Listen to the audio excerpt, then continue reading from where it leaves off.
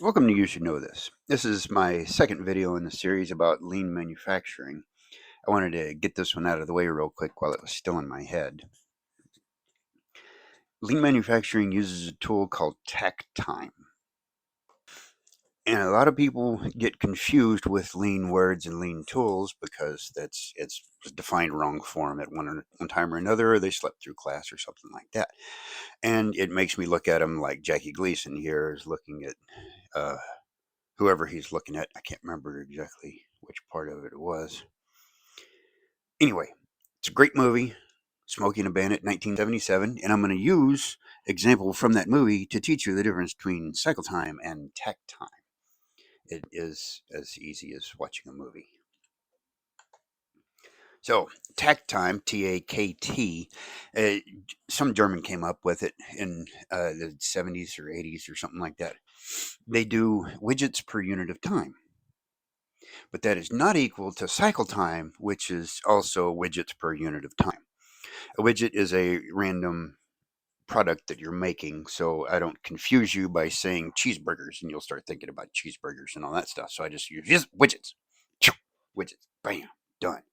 So widgets per unit of time, but they're different from each other. Okay?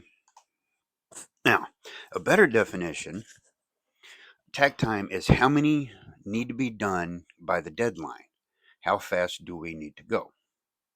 Cycle time, how many is the standard pace? How fast do we normally run? Okay? Cycle time doesn't really change unless you really improve the process at the beginning before you buy the parts that you're assembling or whatever, right? Takt time changes daily, okay? Because there's the deadline involved. Is the deadline an hour from now? Is the deadline in June? We don't know. So it just depends on the deadline. Cycle time for that part across the board doesn't really change for that part that way. Pancakes. Now, this is a shameless plug for Cracker Barrel. I have some stock in Cracker Barrel in my 401k. It is 2026, and yes, I'm unhappy with recent events. But I'm going to put in the shameless plug for Cracker Barrel pancakes. Why? We're talking about cycle time. How long does it take? How long does it take to make a pancake? Well, you got 10 minutes of setup if you're making them at home. You got to mix all your ingredients, you got to warm up the griddle, and you're ready to go in about 10 minutes. It takes 3 to 5 minutes to make a single pancake. If you got a big griddle, you can probably fit 3 or 4 on there. So you can see if you're making one pancake at a time, it takes 3 minutes per pancake. If you got 4 on there, yes, it takes 3 minutes, but you're making 4 pancakes at a time. So you're making 4 pancakes every 4 minutes, say. Right? So you're able to cut that down. That gets into takt time because you got multiple parts going at once. Okay? So it takes 3 minutes to make a pancake. We'll just go with that. 3 minutes to make a pancake. Okay. How long does it take to cook a turkey? Okay, this is Norman Rockwell picture in case you want it. I'm not a big fan of this one. I love Norman Rockwell, just not this picture. But how long does it take to cook a turkey? The people in the audience who have cooked a turkey are starting to twitch because we don't know. Turkey's all over the place. So let's look at this. Oh, the ultimate way to cook a Thanksgiving turkey by a channel called Tasty. I recommend this video. They pre-slice the turkey into 4 big parts and then put a dry rub on them, soak it overnight in the dry rub, and then bake it for like an hour, 2 hours maybe. Okay. So what's our cycle time on this one? This one's about 2 hours. And you got an hour of prep plus 24 hours to wait. So that's our cycle time, about 2 hours. I've looked it up. To deep fry a turkey, you're looking at about 30 minutes, depending on the size of the turkey. To smoke that same turkey, you're looking at about 6 hours. To roast it, you're looking at about 3 to 4 hours. Okay? Same size turkey, different cycle times. Okay? The people are twitching further who have made a turkey because this does not include thawing time. Most Americans buy a frozen turkey and it takes 3 days to thaw that turkey. So you're adding 3 days to your setup time. So remember that. It takes 3 days to set up plus 3 or 4 hours to cook it. So your cycle time is different depending on what product you're making and what your starting ingredient is. If you got to grow the corn, it's a long cycle time. If you're just mixing up 4 ingredients that you have in the cabinet, it's a short cycle time, right?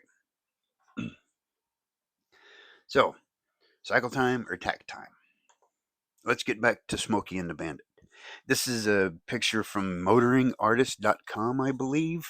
I think they have this fan art for sale here. This is a fan's rendition of the Trans Am and the truck that they're going to use in Smokey and the Bandit, or that they did use in Smokey and the Bandit. Bandit's driving the Pontiac there. Smokey was the guy you saw in the first picture that was played by Jackie Gleason. So, Smokey and the Bandit. Bandit has been challenged to pick up a load of contraband beer from Texarkana and bring it back to Atlanta in 28 hours. Texarkana to Atlanta in 28 hours. That's the challenge.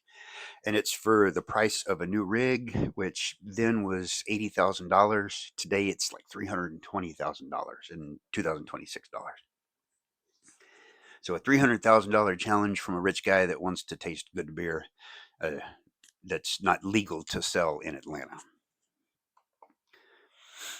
So there are the two main characters from Smokey and the Bandit, and they're talking about this run. It's only 900 miles there and 900 miles back, according to the script.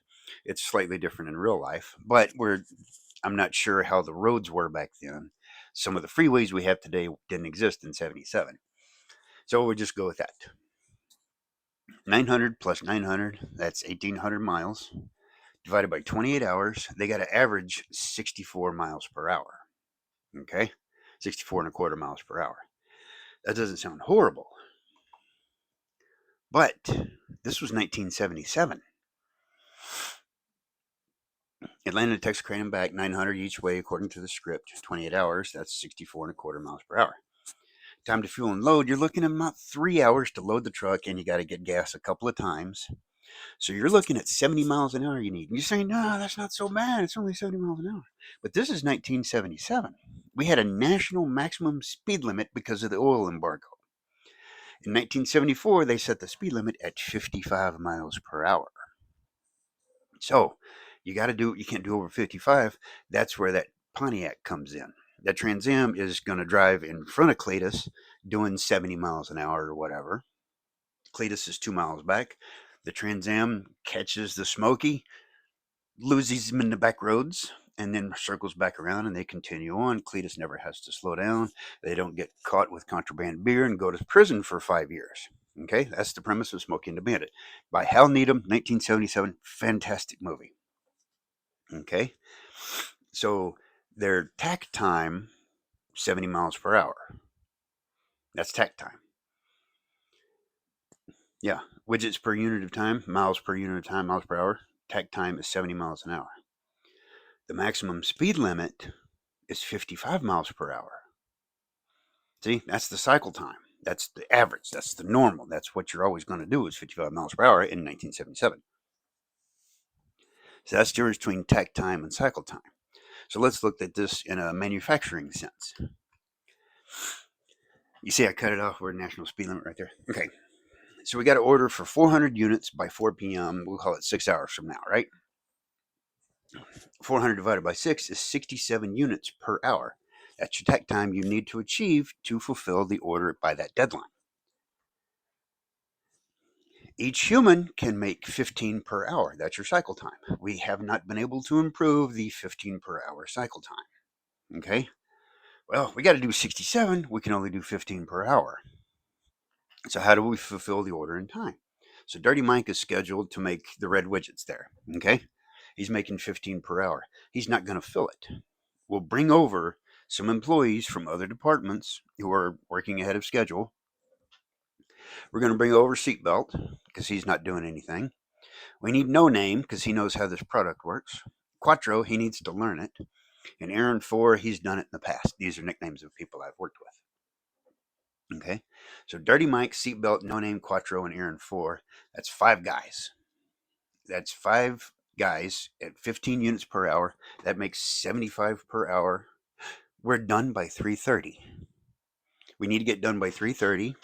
That way we can make sure everything's square and you have that 30-minute buffer in case one of the products from our supplier is wrong. So you have that little buffer in there. You're done by 3:30. See, you use your cycle time to achieve your takt time. And you're going to adjust this as you go along. So, an hour or two in, you're going to do the math real quick. Hey, we're on pace to get it done. Oh, no, we're not on pace. Bring over the termite. We'll get it done if we bring over the termite, right? If we're way ahead of schedule, yes, it could happen. Don't laugh. It could happen. We could get ahead of schedule. We'll slough off one guy and send him over to make the blue widgets. Okay. So you're able to move people around so you don't have 50 people standing around doing nothing while Karen does all the work. You don't want to hear it from Karen at that point, right? You also don't want to not fulfill the order. So you take your takt time, compare it to your cycle time. How many people do you need to bring over? There's also, if you're way ahead of schedule, you can put everybody on the blue widgets because we don't need people on the red widgets right now because we don't have an order for it. So that's how you do your cycle time. If you're way ahead of schedule, you can send somebody over there to help the people that are going a little slow or whatever. They're not going to be able to make their takt time. See? Takt time or cycle time. One of them is unchangeable without major disruptions. The other one, how many do you need by deadline? That's the difference between the two. Like, share, and subscribe.